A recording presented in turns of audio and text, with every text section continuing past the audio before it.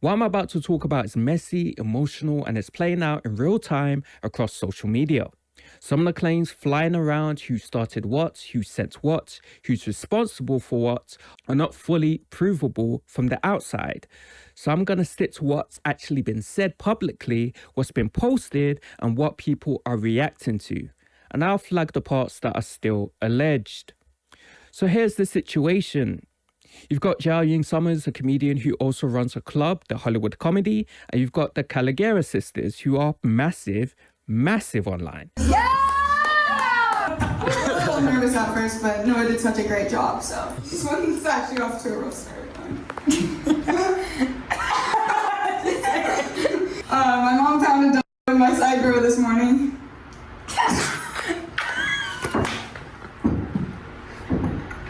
Imagine how long it took me to convince her it was just a toothbrush. Have you ever done stand-up comedy, sir, or no? No. Don't do it, bro. I've been, Don't do it, they bully you. Don't get bullied, bro. Our jokes were funny. This is what I told the guy, because he was sitting at his chair. I said, listen, we came here tonight. We made it a very good time. I understand you could joke around about stuff. You don't need to be rude. You're very disrespectful. You don't need to be rude. And I know, even if I was watching the video, I'd be like, guys, comedy is a certain thing where you could pick on people. What would I rate that experience? 20 out of 10.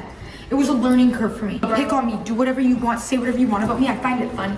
But don't not be on the stage and be sitting down and be directly rude to my face. From Jiaoying's side, her public framing is pretty clear. She says her club got hit with a wave of review bombing and she's been dealing with harassment and threats, and it's been seriously affecting her mental health. Hi guys, it's Jiaoying. I wish I'm here to make you laugh today, but I am so sorry and I'm here to ask for help.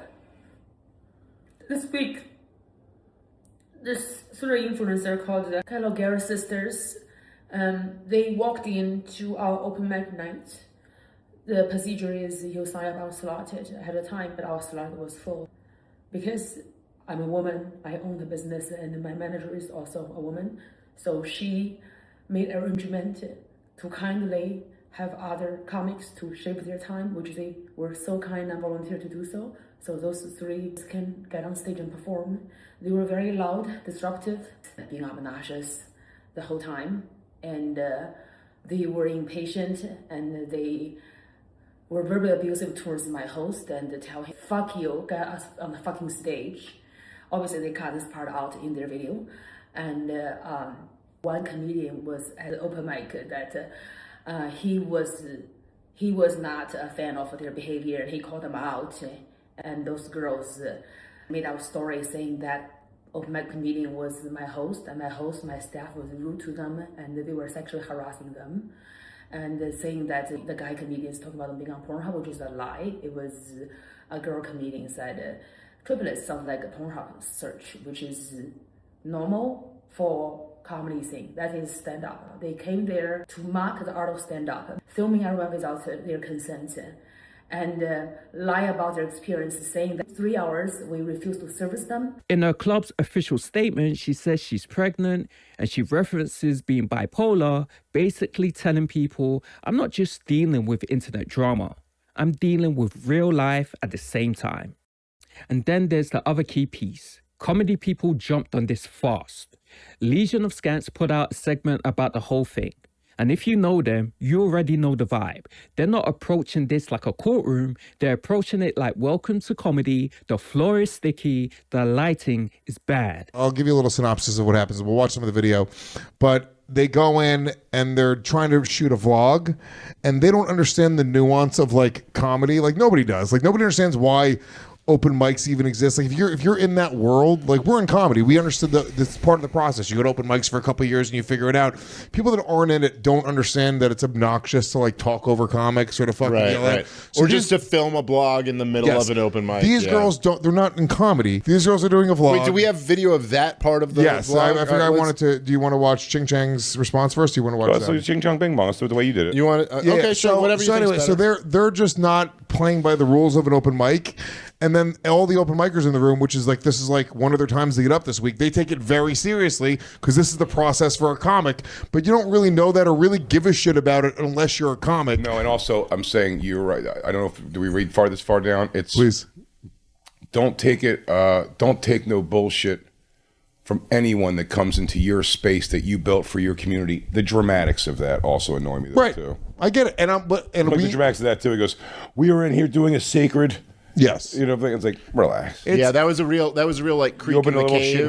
Fucking hole in the wall. You're not gonna. By the way, I love the creek in the cave. I didn't mean to like shit on them, but that was always like a thing that they had where it was kind of like, this is our space and we must protect our people. And you're like, guys, we're having Milo on a podcast. Yeah. We're not. No one's attacking your sacred holy land. And I'm not even disagreeing. These things have to exist in order to create comics. Now, every comic starter was in some open mic and they really cared about it. Open mics are where people who are obsessed go to bleed in public. These are people working dead-end jobs, spending money they don't have, eating embarrassment for breakfast, and then coming back the next night to do it all over again. It's not healthy, but it is real. And the culture around it is basically, if you're here, prove you respect the craft. If you don't, you're going to get treated like you're cutting the line at the DMV. I don't know. I just don't like that. Comedy is like a literally like a public bathroom. So much. Comedy's like a public bathroom. Everybody comes in. And yeah, that's facts. That's a great analogy. Everybody comes in and the door's just always open. Yeah, unfortunately. You know what I mean? Maybe if you're a man or woman, you go through your door, but it's always fucking open. Yeah. You know. So and like I said, it's not like fuck it. No, I'm like, if you're taking it seriously, cool. So when big influencers step into that room, even if they didn't mean harm, the room doesn't hear, we're just trying something new. The room hears, oh, so you can skip the years of bombing because you brought followers. Cute. That's the friction point. And here's where it gets darker. Once the internet picks a side, it stops being about what happened in the club and it becomes about punishment. That's why review bombing is such a nasty weapon, because it's not just I didn't like the show, it's I'm going to mess with your livelihood. Jiaoying's official statement leads hard into that. She's basically saying the club and staff are getting dragged into something they didn't sign up for, and that it's escalated beyond normal criticism.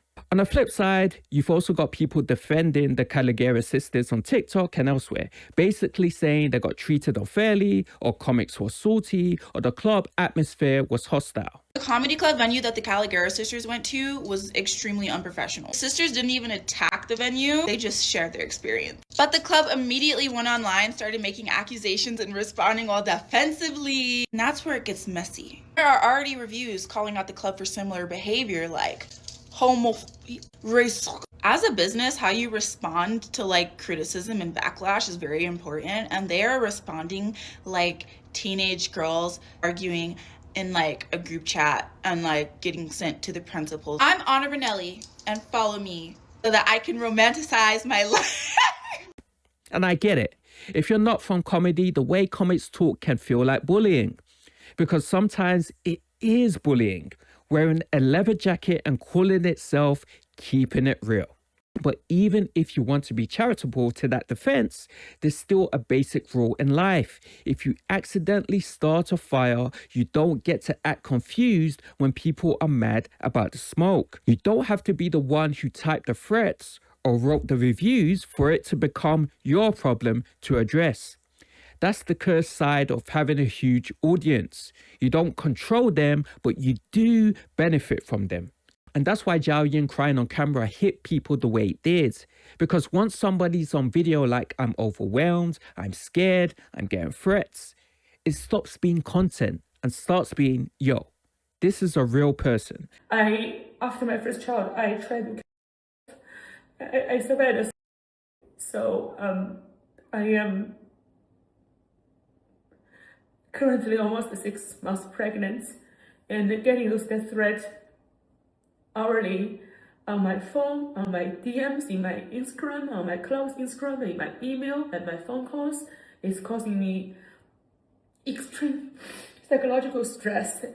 And looking at my comedians, my community, my staff getting those kind of threats. Now zoom out a bit.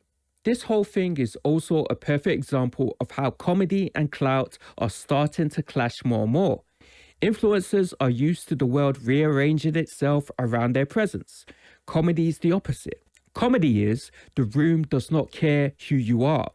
The room only cares if you're funny right now. That's why comics respect it. That's why comics are addicted to it. And that's why comics can be so nasty about defending it. So where do I land on it? I think two things can be true at once. One, if influencers walked into a comedy space like it was a cute little field trip, they were always going to irritate people who have built their whole identity around that space. Two, none of that justifies harassment, threats, or trying to wreck someone's business with dog piles. If you think someone's not funny, fine. Laugh at them. Don't threaten them. If you think a club handled something poorly, fine. Critique them. Don't try to erase them. And honestly, the saddest part is this didn't have to be a war. This could have been content and learning. You do an open mic, you bomb, or you do okay, you say, respect to comics, this is harder than it looks. Everybody laughs, the club gets a boost, the influencers get humbled in a healthy way, and life goes on. But the internet doesn't like life goes on. The internet likes blood. If you want my advice for anyone watching this and thinking about trying to stand up for content, don't show up like you're doing comedy a favor. Show up like comedy is doing you a favor by letting you try. That one mindset switch changes the whole temperature in the room. And if you're a club owner in 2026, you're not just running a venue anymore. You're running a venue inside an algorithm. One weird night can become a global story by breakfast.